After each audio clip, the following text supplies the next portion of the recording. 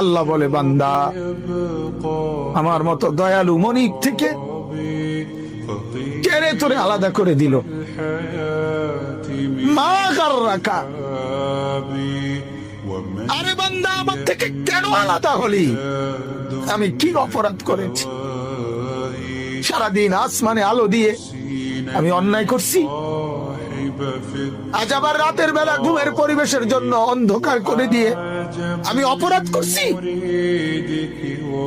মা গাররাক, এই যুবক, তোমার কাছে তোমার মালিক অপরাধ কি করছে বল না বেটা, বল। কেন সেজদা করলি না ভাইয়া?